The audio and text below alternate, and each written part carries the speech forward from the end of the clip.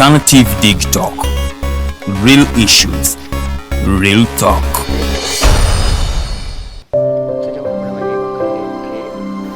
Hey Ugandans, I'm Lieutenant Colonel Dewa Kiki, the Deputy Defense Spokesperson and actually the Deputy Spokesperson for the Uganda People's Defense Forces. I was hosted on Alternative Dig Talk. I encourage all Ugandans that this is the way to go. Always watch, participate, give your views and ask questions on Alternative Dig Talk. Dig Talk, the way to go.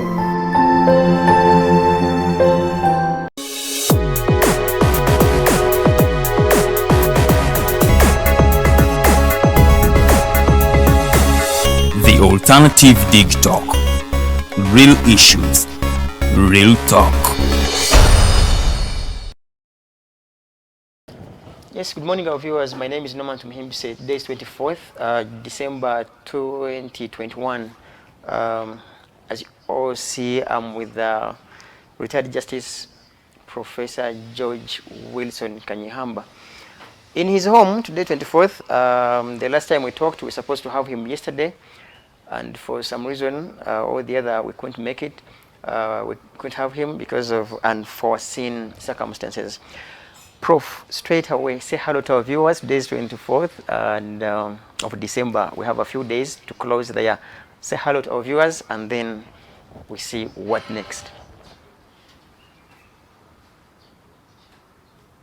Yes, Norman. Yes, say hello to our viewers, Prof. Hello, viewers. Nice to be with you again. And as we approach Christmas time, I wish everyone, every Ugandan, and every Ugandan friend a Merry Christmas and a happy prosperous New Year. Great. Good morning. Good morning once again. Justice Kanyeihamba. What brings us today to you, our viewers, is more or less a special broadcast because we have three. You can imagine ever since we had his 32nd launch, 32nd book launch in this March. Unbelievably, there comes another book from Justice Kanyeihamba with the title The Defeat of President Museveni, a book that we are going to discuss, the reason why he came up with it and why now. But also there is another book titled The Women I Have Loved. This is also Justice Kanyehamba's latest book. The third one is In the Pearl of Africa, The Unexpected Happens. Our previous discussion was when he was narrating to me, he said, this is a compilation of the Land Review articles that used to appear in one of the dailies. So he considered compiling all of them and then come up with such a book. And this is volume 1. Our today's emphasis is on the defeat of President Museveni. Justice Kanyeihamba, why the defeat of President Museveni? It's a very interesting title, and it was chosen after considerable discussion and reflection together with my advisors and friends. In 2016, the elections took place. I was sitting here when I watched television. And in the evening, one of the candidates, Chiza Besigye, who turned out to be the runners-up, was seen on TV saying that there was rigging taking place at police headquarters, that certain false information was being fed to the Electoral Commission, and the Commission was publishing it.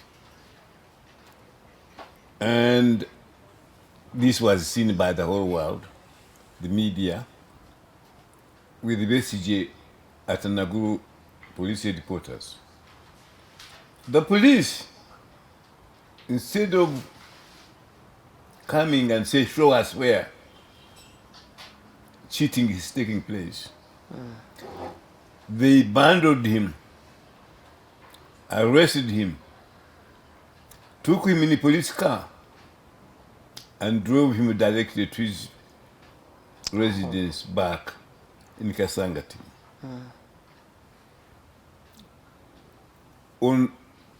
I was watching TV here. I stopped. I wrote an article and I called the editor to publish it the following Sunday. And in that article, which appears in the Pearl of Africa, in the unexpected that happened, I said that with the events of 2016 elections, Uganda will never be the same. One of the people who read that article was Dr. Livingston Sewanyana, Executive Director of Foundation for Human Rights, of which I was Patron. And he called me and he said Chiza Besigye did well and his results were manipulated. He gave me further evidence. As a result of his intervention, all the international observers, led by the former president of Nigeria, Obasanjo, came here to this residence. And we had discussions. The impression they gave me was there was going to be reconciliation between President Museveni and Chiza Besigye, and then maybe we would have a government of national reconciliation. But it didn't happen. Later, President Museveni was sworn in as President of Uganda. It's been since. And things carried on. But I had written that Uganda will never be the same after those elections.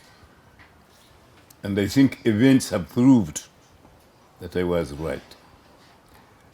This book, which is now in the bookshops, indicates quite clearly that the end of one hegemony of the NRM party and its leadership has come to an end.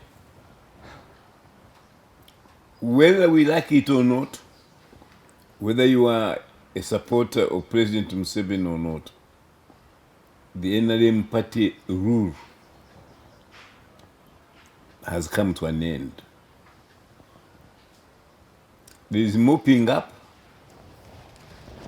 If you look at the social media, the discussions we have, there is no love lost between the Ugandans and the way they are governed today. But more importantly, the confessions of why the regime has lost power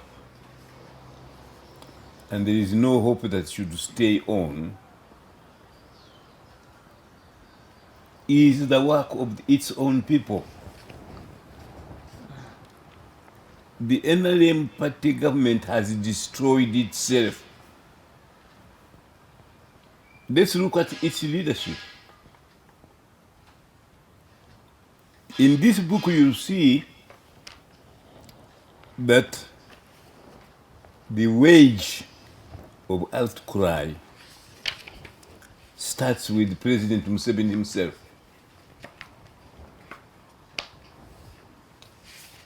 During the last elections, the President Museveni YK Museveni publicly and is on record saying that the police are the most corrupt institution in Uganda.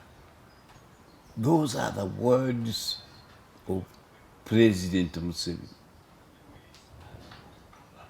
That the police, the most important institution for detecting crime, for preventing crime, happen to be the most corrupt institution.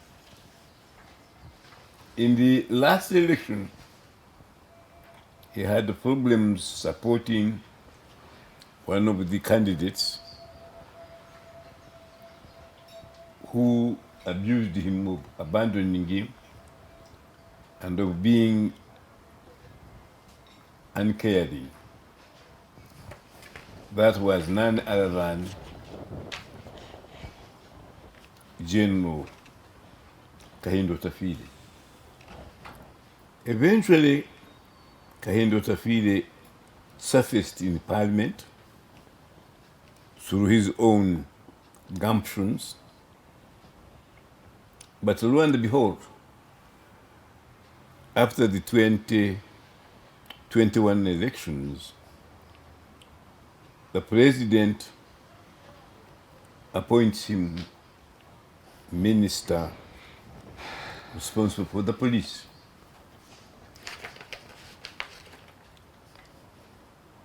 The alternative digital had a part to play in exposing the criminality of that particular minister and how he robbed money from a man he thought was dying and converted his check into his use. That is public knowledge. There was a lot of outcry nationally. You expected him to resign. You expected the president to act. The president kept mum. But now is the man responsible for security. Following that matter, the elections, parliamentary elections, the by-election in Kayunga was the most violent, the most corrupt of all by-elections we ever had. The president, you will see in this little booklet, the Defeat of Museveni, he interferes in every aspect of public life. With a local government, central government, President Museveni is there. He is the solver of every little problem, whether national or local. He has bureaucratized the whole country to the extent that in Uganda today, there are more officials than ordinary citizens. And the more bureaucracies you create and have, the more money you need to spend, the more corrupt the system becomes, the less chances you have of checking or investigating those who are not suitable. And therefore the machinery has been vicious and self-perpetuating. The government of Uganda, the nation of Uganda, set up the Office of the Inspector General of Government to control and supervise other departments of government. Only recently, the Prime Minister of Uganda, current one, went to that department and they said that it was full of corrupt officials, and cadres. And she directed the Inspector General of Government to clean her house. Then, if that was not enough, the IGG herself was invited to give a talk to Chankwanzi Political College. And when she was there, it was her turn to say that the office of the Prime Minister, which is the head department, is a den of thieves. And then, while the IGG, Kamya was mourning the corruption in the whole government, the President Museveni cautioned her. He said, my younger lady, go slow on that one. Don't reveal everything, my friend, it is not good for us. I advise you to go slow, That is the president of Uganda advising the IGG to go slow on corruption. And saying that if you speak loudly, these thieves will go and hide the loot outside Uganda. So be silent while they keep the loot here. In other words, it is okay for you to loot, to plunder, so long as you stay in Uganda and invest your loot in Uganda.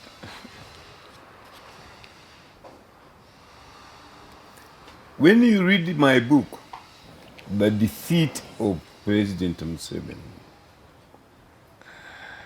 you will join me and cry for the country of Uganda.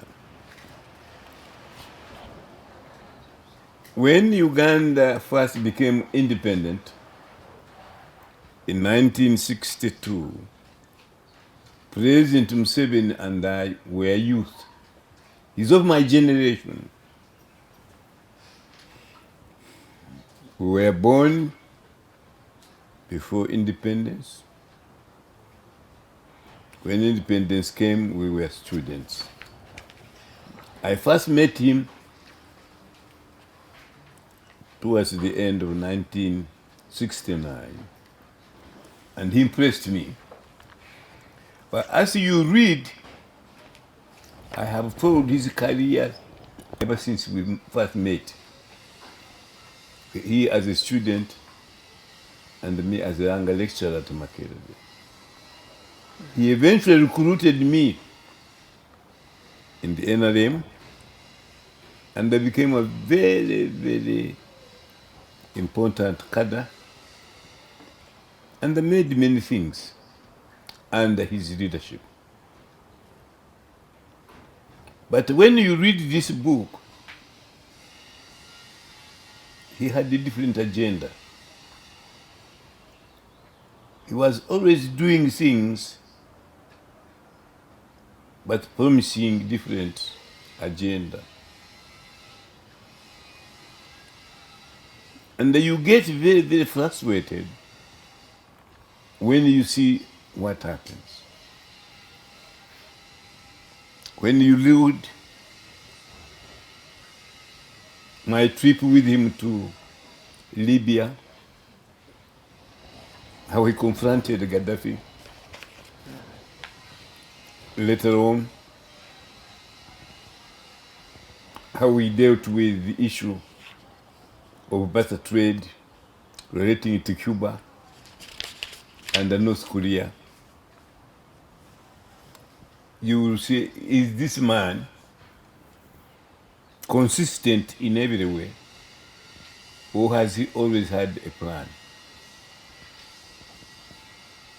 When you analyze the book, it's very simply written in simple, understandable language. you understand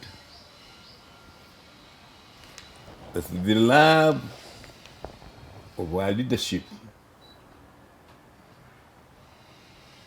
is power.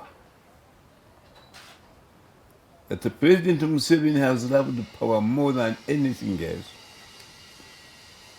He believes not in principles, but in personalities. He parades opportunism against precepts. And he can sacrifice a friendship at the altar of expediency. That is what this book is about. I have studied the character of President Museveni all my life. He is the only president I have ever worked with throughout my life. I have served another president, President Yusuf Lule, but that was for a short while. And although I was his lecturer when he was principal at Makerere, it was for a short while. The only leader I have lived with for over 40 years is President Museveni. And God is my witness. I know him. I have known him inside out. We have dined together.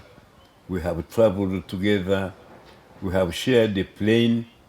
There is one time when he asked me to advise the Liberation Front of Swapo,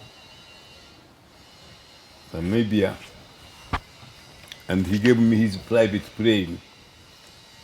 I traveled with two others privately to Southern Africa to advise Swapo. That is how much he trusted me. During the time I served him, President Museveni used to regard me as his troubleshooter.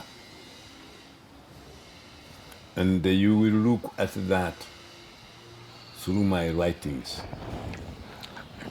The confrontation at Old Kampala, where the police had killed 4 police officers, rather the tabliks, the International Conference of Islam, I was there. The ranch saga, he knows. And how his troubleshooter became Trouble causer is what this book is all about. Okay, our viewers, that is Justice George Wilson Kanyeihamba. I want to ask on behalf of the citizens, because it has been moving, that there seems to be intellectual dishonesty, especially with you, the academia, and definitely people that have either worked with him. And someone asks, while this gentleman changed from what you expected of him, what did you people do than coming now or some years ago to say that this man was as dishonest as you can imagine? What did you people do? When people change, I believe that even those who are divine change. If you remember, Judas Iscariot, he had been selected by Jesus to be one of his disciples, but he betrayed him. So betrayal is a human failing. And President Museveni is more human than others. But I think there are two things. The British say that power corrupts and absolute power corrupts. The way we Ugandans have paraded President Museveni and his leadership, we put him in a pedestal in such a way that he has become a colossal, untouchable. And we have made him believe that he is untouchable. And that's why we have failed. I once met a very reasonable member of the party, and I said, my brother, aren't we going wrong in doing this? And they said, Kanyeihamba, I'm not with you. This matter has been approved by Museveni, our leader, and whatever our leader says shall be done. So, we have let him get away with everything he wants. This book, The Defeat of President Museveni, is advising the youth of Uganda. This is now the end. Do not be deceived anymore. This is your country. Take it in your own hands. Govern yourselves according to your conscience and not according to what you are told to do.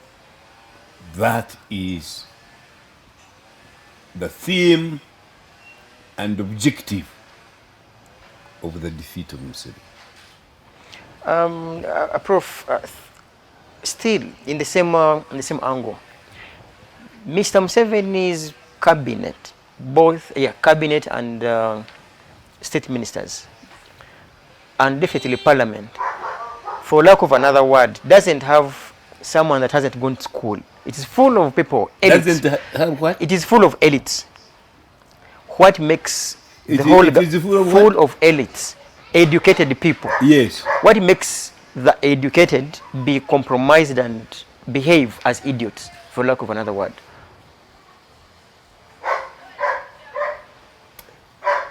I think there is a lack of conscience. I was talking to Lena. She's a member of the Kanyeihamba Foundation from Gulu. And I said that in the Bantu languages, we have a word called Ubuntu. Ubuntu roughly is human consciousness. I think, say, I can't do that because I'm a human. That is wrong. And I was arguing with a doctor, saying that regardless of what has happened to President Museveni, surely he still has got Ubuntu. Ubuntu, somebody, I don't know whether Claire knows what it is in Lugo. I don't know that she's here. Claire had been here earlier, I don't know where she's going. It has got a similar name, Ubuntu. And it is where, although the law says you are right, politics said you are right, you are on the right line, but your conscience tells you, but I think I am wrong. That is what is lacking in many of these people who support President Museveni. The lack of what? I wanted to go into tears when one of the MPs, he called Sewanyana whatever, applied for bail. Sewanyana and Segiri. And one of the reasons was he wanted a medical treatment. And you could see he was rotting. His foot was rotting. As a result of torture. Smelly. How can a judicial officer, how can a judge, a lawyer, follow instructions President. and refuse somebody like that bail. It's lack of humanity. You don't have to be a lawyer. You don't have to be a constitutional expert to know this man needs help. So let me use my caption as a human being to let him go and have treatment. access to medical treatment. That is lacking. I saw the other day one of the ministers trying to justify or rather to criticize why judges, medical men had gone on strike. But he was not sympathetic to the little money they get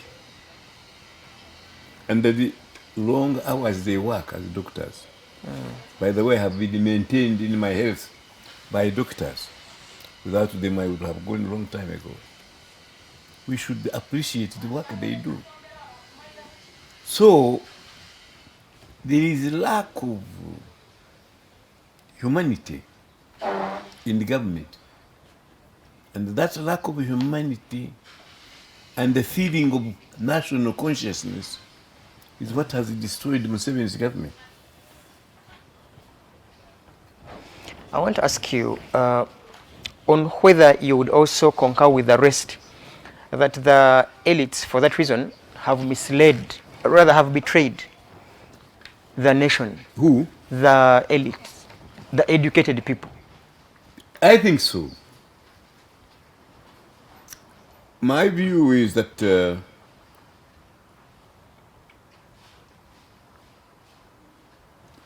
our educational system has failed us in the sense that instead of emphasizing the responsibility that we owe to our less furnished brothers and sisters, we parade the idea that education is there to make you a big chief, to make you minister, to make you permanent secretary, and anything else can go to hell. And therefore, we have never prioritized what our education system should be, other than materialistic. And therefore, that national ethos, what I call inborn patriotism, is lacking in most of our leaders. You want to shine, to outshine your colleague, to be the one to be appointed this and the other, and the rest can go to hell. So you are right that the educated class, we are partly to blame for what has happened in our country. Which strategy would you use to restore? Pardon? How would one restore such patriotism in the first place? There is only one great advantage. No one individual, whether it be President Museveni, Gaddafi, or whoever, can destroy a nation. Nor can one political party or system destroy a country. So, the phenomenon of Museveni, the tenure of NRM party are all temporary. They will wither away. And Uganda will gain its rightful place in the place of nations. So it is only transitional. It may take 30, 40 years, but it will come to an end. And the you younger people of today, those who are here, the Simons, the Solomons, you interviewing me, you are young people. in your 20s, 30s. This is, you'll be here when we are no longer here. And you'll be saying, yeah, 20 years ago, Kanyeihamba was standing here, and there was a Christmas tree. And what he predicted is correct. Now, no man now is the president or is the minister of education. You remember that man who was torturing prisoners? He left. It will be history. So the good thing is, what this book is predicting, the defeat of President Museveni. Final chapter in that book is succession to President Museveni. We must talk about succession to President Museveni now. Not yesterday, not tomorrow, but today, this hour. Nobody should be ashamed anymore. I am inviting the social media. I am inviting even the national one, semi-national one, NBS, CBS, to start this discussion. Succession to President Museveni. Because my guts tell me that this is his last term. That has been the trend. Every term he say, everyone expects him to retire that very term. And you being disillusioned. Every other term, no term has ever been like this one. We have never had a term before where the head or the prime minister of the country says we are a corrupt country. We have never had another term where the Inspector General of Government has come publicly and said the office of the Prime Minister den of thieves. is a den of thieves. We have never had another term where the president of the country has said that my police are the worst corrupt institution in the country. Now, there has never been. This is the first one ever. That is why this is his last term. But finally, on this point, if you go by official records, Museveni will be in his 80s in this term. I am 82 now. I was 82 in August. Are you really saying that come 2026, the NRA party will be there, the 84-year-old Museveni, its leader, will be the flag bearer to trade up and down Uganda, where the average age is 23? No, sir. Hasn't it been the case in Zimbabwe with with Mugabe? We have Paul Biya. Is Mugabe still there? By the time he left, he was 90. Is Gaddafi still in Libya? No. Is Hussein still in Southern Sudan? No. Thank you for bringing that as an example. They have all gone, and the President Museveni will go. For us, hopefully, peacefully, like Mugabe. Not in a violent way like Gaddafi, but peacefully like Mugabe. In your book, page 13, I highlighted a specific sentence.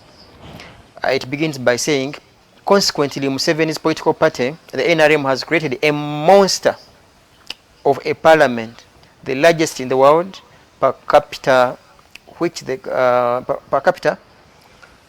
the country can hardly afford. What do you mean? Why would you describe our parliament as a monster parliament? It is a monster parliament because in order to multiply the centers of support in the country. The president party subdivided and subdivided again and again the country into smaller and smaller units, each to be represented in parliament. To the extent that when I was a schoolboy, Kigezi had two MPs. Today we have over 20. Is it because the numbers of people have multiplied as well, the population? I have taken that into account. That is not it. It's unproportional. We don't produce like ants. Now, having said that, if you look at all the parliaments per population, we are even bigger than that of England, which is 10 times wealthier than we are. And previously, people like the LC chairman and the small Batongoli chiefs were recognized but are not paid salary, but now we pay them in order to buy their royalty. So that is what I mean by unaffordable bureaucracy. Recently, the Prime Minister said that in her wisdom that she will suggest to Parliament to enact a law that bars people from accessing constituencies during by-elections, and this was drawn from the Kayunga elections. Do you think she's honest, and is that possible, or is it even illegal? She said what? She said she will convince Cabinet to propose a law that bars people from accessing constituencies during by-elections. Is she honest herself? Is that constitutional? Well, that is her personal opinion. Obviously, it has got implications on democracy and access to one's constituency. But she's proposing that she will do so. Whether she will succeed, I don't know. But that is one of the problems we have under the current government, that some of these proposals are undigestible and they are not practical at all. They are simply philosophical suppositions which really have no bearing on reality. Okay. We are with Justice Kanyeihamba and we're trying to dig deeper into his latest book, The Defeat of President Museveni, on whether or not that is possible even tomorrow or the other day. God knows, for lack of another word. I want to ask you, Justice Kanyeihamba, how different would you manage or fight corruption? How? How different would you fight corruption if you were president? It sounds more hypothetical. If you were president, how? You see, there is no... I have cited in the book Defeating President Museveni, I have cited examples where commissions named people who are corrupt. In my own case, I named 7 corrupt judges and the 4 magistrates. After I had named them, the judiciary itself came up and said, we have 100 other names whom we are investigating for corruption. How would you fight it? You implement what the reports said. If Kanyeihamba said there are 7 judges, you name them and then you clear those who are cleared sack those who have committed offenses and penalize those who need to be punished. You don't keep quiet. So my problem with President Museveni is that he has got these reports, but he has kept silent. I think some of those ministers whom he has retained are on record as having committed offenses and are guilty or at least questionable on their competence. And yet, he submits their names to the appointing committee in Parliament who approve accordingly. Many of the things that happen under his name are undercover. I have no doubt that those who are silent following defeats and disappointments will open up after reading my book. Your viewer here by the names of Brooke Williams suggests that can Professor call for a public debate of opposition leaders? Because I believe he can do so. Tell him to write to them. I think he means I am glad you have raised that one, because there is another little monograph I have written called Challenging Presidential Elections. In that booklet, in very simple, clear terms, I discuss how the Supreme Court has dealt with the presidential elections challenges since our Constitution was enacted. And I appoint there something which is unconstitutional. I want to repeat it here, Norman, so for the whole country so they know. It is paragraph A, clause 6 of clause 6 of section 59 of the Presidential Elections Act of 2005. That paragraph is unconstitutional, and I have been challenging it. What is it? No, it's okay. It's fine. I have seen the leaders of all the parties and said, move a motion in Parliament to delete this provision from our Parliament, from our law. Ask the members of the opposition, why haven't they done so? I have been provoking a debate. Have you found one who is prepared to answer me? Recently, you made Honorable, you made some figures. You made Honorable Chagulanyi over the same. Yeah. Do you mind sharing with our viewers what transpired? I went to see Chagulanyi. I actually went to his residence, and I found his brother there. So I wrote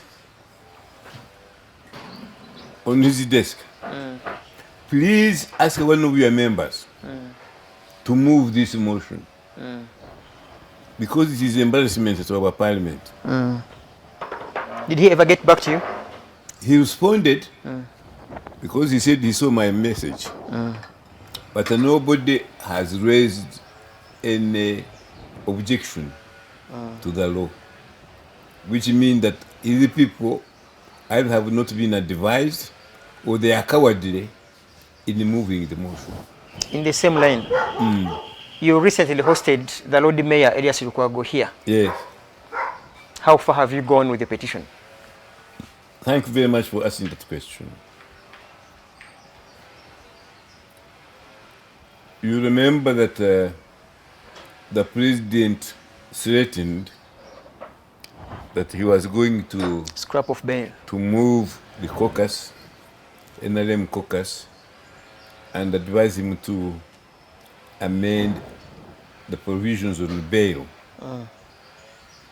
I challenged that statement, and eventually, when we learned that the Attorney General was planning to bring a law, we proceeded under Article 50 of the Constitution, which says if your right is threatened, not when there is an amendment, whatever, but if it is threatened. So the leaders of the law societies in our universities joined me, and we have a petition pending before the Constitutional Court.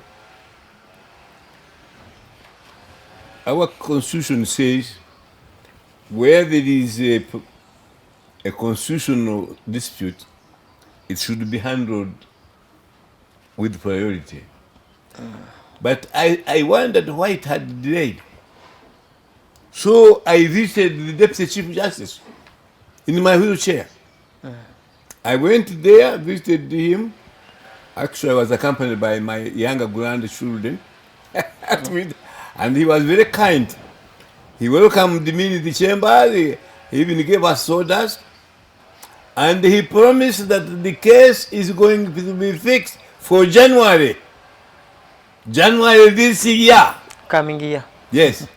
I gave him a copy of the constitutional provision which obliges him To give to you the fix the constitutional case. And he said he's going to put out a panel. And I said, how many judges do you have in the Court of Appeal? There were more than enough. Because all he needs is 5. So he has no excuse. So I told him, in front of witnesses, and Richard Butera, the Honorable Deputy Chief Justice, an honorable man, will not deny it.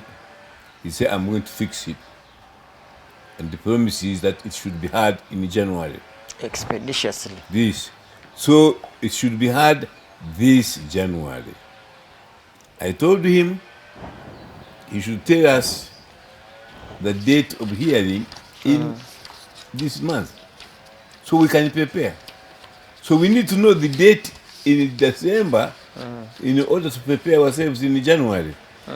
So let me tell you, if I have not heard from him towards the end of December, I will call you and you accompany me to the Constitutional Court to visit the Deputy Chief Justice and politely ask him, why is it not fixed yet for the case to be heard January 2021?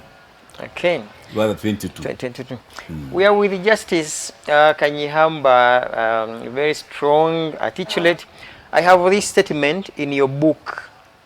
All cats have 4 legs. My dog has 4 legs, therefore my dog is a cat. Substantiate. Yes. Very interesting. That statement is a very interesting one. When we first came to government, I came as Minister of Justice and Attorney General of the NRM. The NRM came in as an all-embracing, non-partisan organization of a nation. Then there was an outcry, especially from our partners, that they wanted us to be a democracy. And that according to them, a democratic party was a political party. So President Museveni, as usual, used the occasion to remain in power. So he said, I will convert our all-embracing NRM movement into a political party. And we shall fulfill the international obligations of democracy. By reintroducing political Yes. parties. So the NRM organism also became a political party.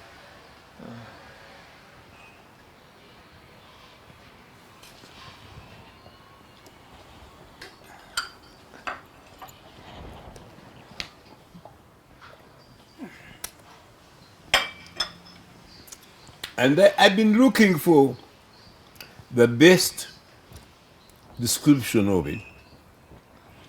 And while I was writing my book, The Defeat of President Museveni, I came across it eventually.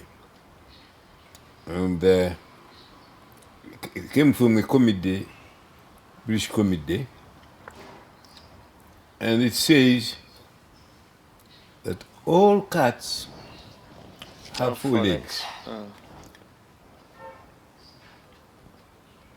My dog has four legs. Therefore, my dog He's a cat. is a cat. Therefore, President Museveni,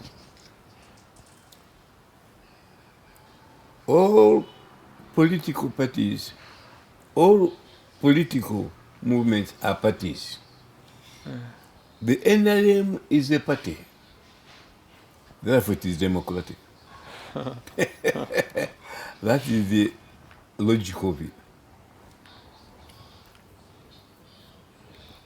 The interesting thing is that when you read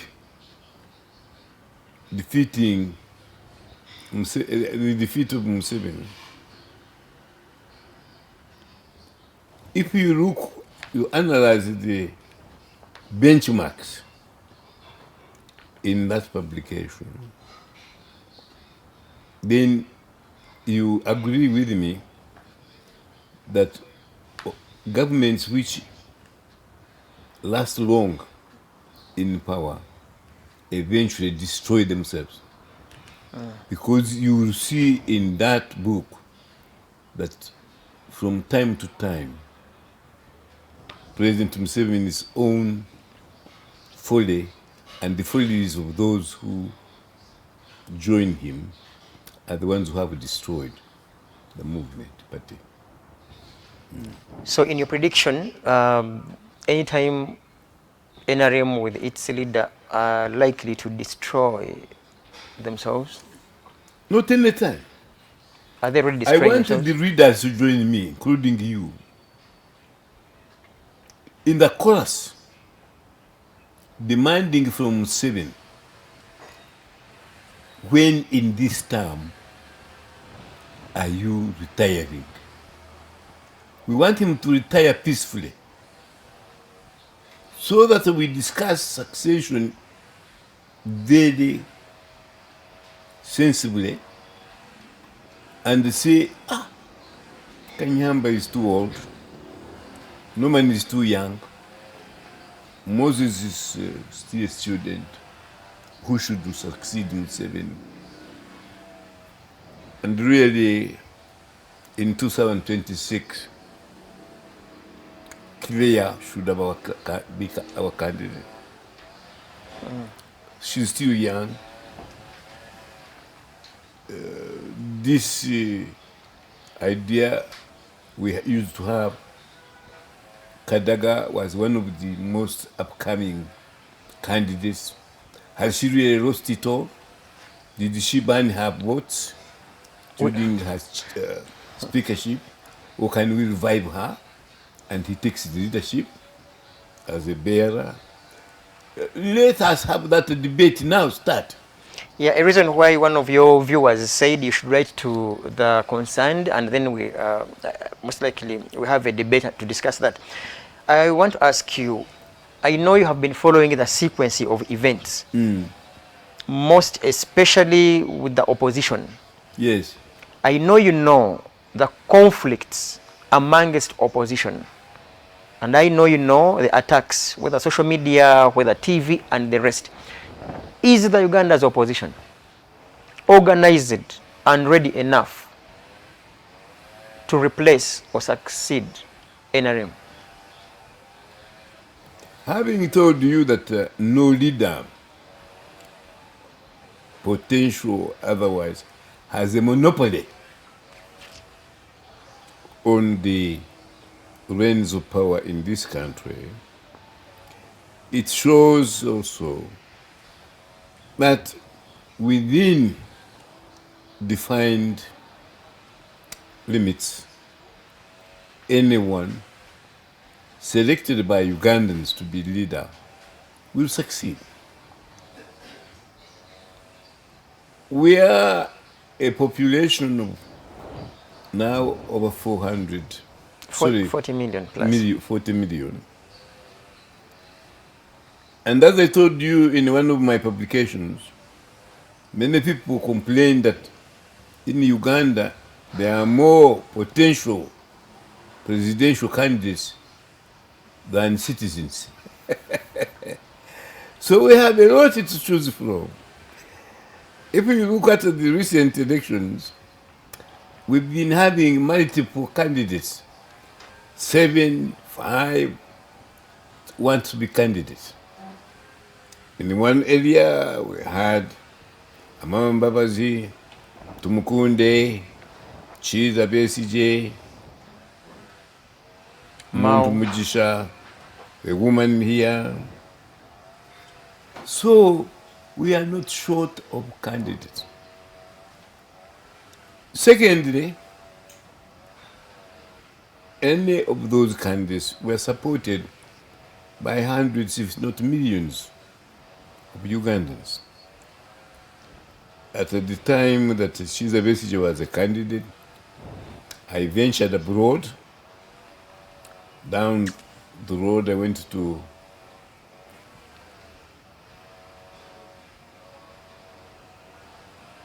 Entebbe, and that's told they are waiting for President Museveni as a candidate to speak. There were a handful of people, maybe hundreds. As we were leaving the Entebbe, we passed that white Babidi on our way. People waiting for Chiza Besigye. There were thousands. And they would have thought that President Chiza Besigye was the president and Museveni was the underdog. But eventually Museveni won. So, it is the occasion which makes the president. I have told people that even Chagulanyi, who swept Buganda during the last election, one in Busoga and elsewhere, he could make a potentially good president. The person who makes a good president is the brain, not the character. One who knows how to use a device, how to utilize supporters, is the one who becomes the best president. So, whether it is Chagulanyi, Tumukunde, or Amuriat,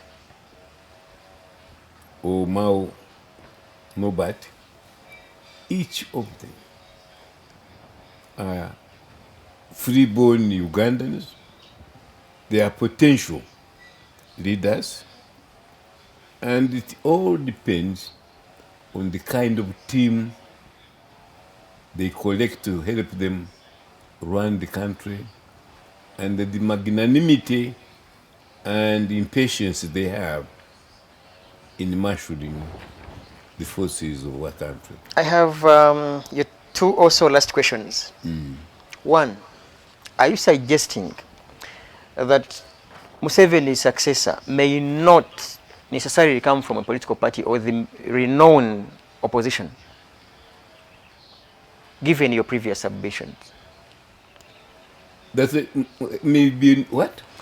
You are quoting from your just concluded submissions a few seconds ago. Do you suggest that any other person may succeed Museveni even when they do not belong to any renowned political party? Yes. Because why not? Is there any reason why Mr. X from Masaka should not turn up and stand to be president of Uganda? Because presidential candidates are allowed, either supported by the party or independent, and then he wins. So anybody can be president of Uganda. My second last question from one of the viewers. He wonders on whether you belong to the Elders Forum. And Which one? whether you belong to the Elders Forum. If yes, what have you done as a member, or what has the Elders Forum done to discuss the peaceful transition? I have never been invited to be a member of the Elders Forum. I believe that is a forum which was led by Justice Ogola. Yeah. But they have never invited me to be a member of it. But it is a very honorable organization. I don't know how much they have achieved. But any organization which is opposed to bad governance in this country, which is pro-democracy, which parades human rights, I am for it. I'm not against it. You are aged 82. Yes. If you were as young, it sounds hypothetical. If you were to be young again, what would your contribution be towards changing the status quo? What? What would your contribution be towards changing the status quo? But it would be the same. I would still be opposed to I would still be opposed to people staying in power a long time. I would maintain the principles of our constitution, which we established in 1995. I would oppose anyone, whether it is Museveni or not, who want to overstay or to overstay the mark. We have agreed. There is nothing I would change in my outlook and opposition and campaign against to ensure there is democracy, rule of law, truth, and the justice in Uganda. So the Kanyeihamba I would be the same. The Kanyeihamba of 20 would be the same like Kanyeihamba of 30 and the Kanyeihamba of 82. Absolutely, you're absolutely right. Finally, I have nothing to regret about. Either he was your friend, a close friend, or a distant friend. Who? Milton Obote. Yes. Describe He never was my friend. Not even a distant friend? I was a youth. At a time? At the time Milton Obote became president, I was a youth. And I didn't belong to any party. I was a floater. Okay. In Lusaka, he described Mr. Museveni as a pathological liar. Those are our closing remarks. Who did? Obote described Mr. Museveni as a pathological liar. You agree? You don't? I'm not a doctor. I don't know what pathological means. But what I can Someone who lies and believes in his very lie. Those who do what? Someone lies to you, he knows it's a lie, but he also believes in his own lie. That's the simplest term about a pathological liar, that someone will lie to you and also believes in his own lie. Do you think Mr. Museveni lies and also believes in his own lies? I think Museveni has lied on occasions. I'm on record in my writings as saying that when I was a young person,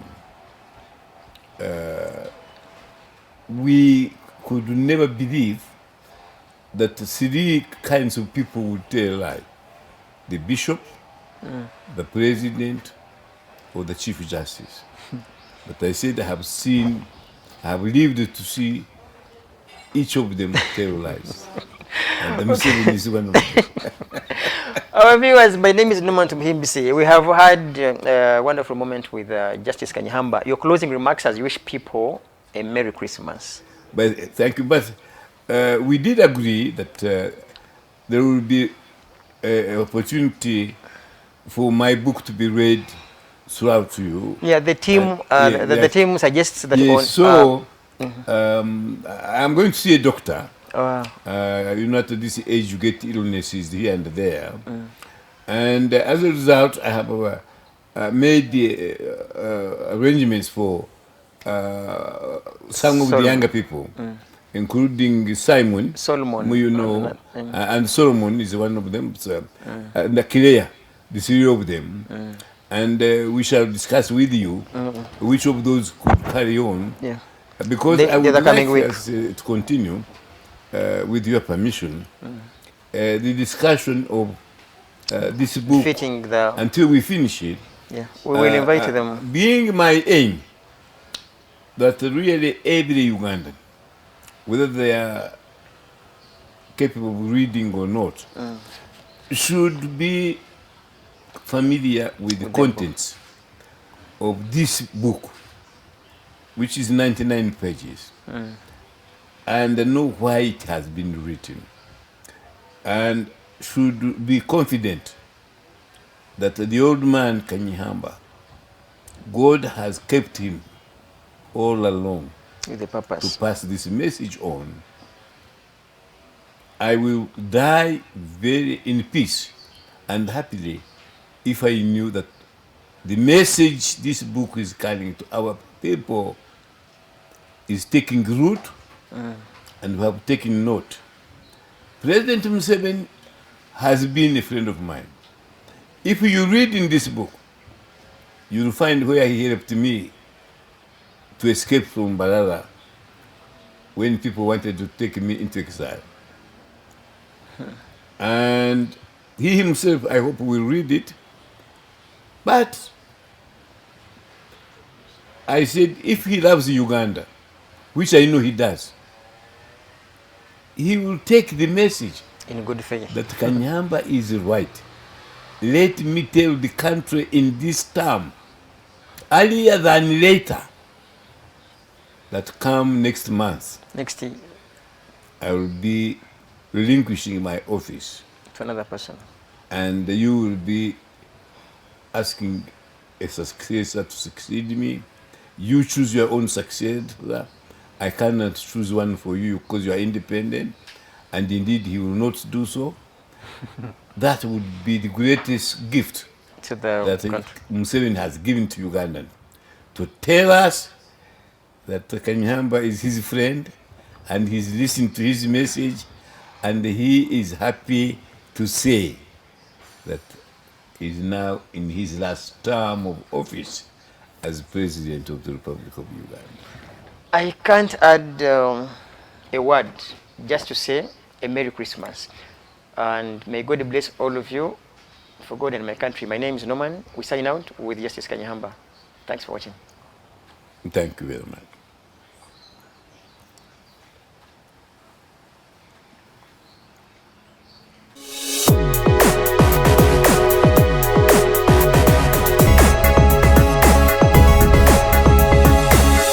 The Alternative Dig Talk.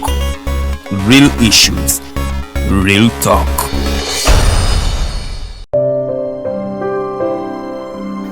Hey Ugandans, I'm Lieutenant Colonel Dewa Kiki, the Deputy Defense Spokesperson, and actually the Deputy Spokesperson for the Uganda People's Defense Forces.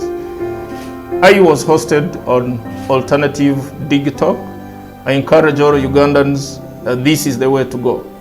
Always watch, participate, give your views, and ask questions on Alternative Dig Talk. Dig Talk, the way to go.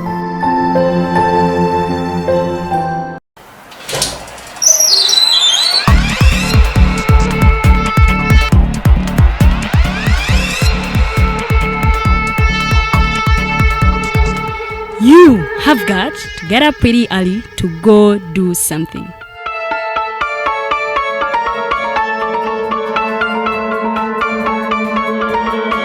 We are the Alternative Dig Talk.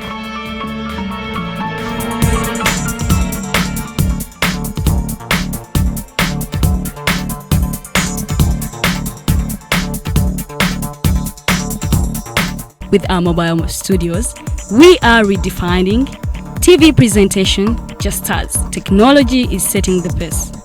We are blending our approach with fresh, perspectively designed breakfast show, The Mighty Drive, informative and entertainment show, exclusive and live interviews. President Museveni wadde juzi namulaba apima akawunga kilo 2 tasobola kalya nini bwaba alya kilo 5 oyanema okuliisa eggwanga ne bwe limundekera. Njagala kwebaza the alternative digital etuwadde kano ka Mighty Drive era n'abatuwuliriza bonna abali ku mikutu njagala basaba mugende mu maaso n'okuwuliriza. All given to you just a click away on your phone, tablet, laptop and smart TVs as we are streaming live on our social media platforms, on the road and on the go. We are the Alternative Dig Talk.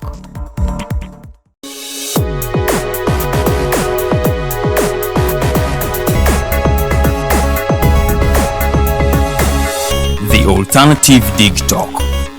Real issues, real talk.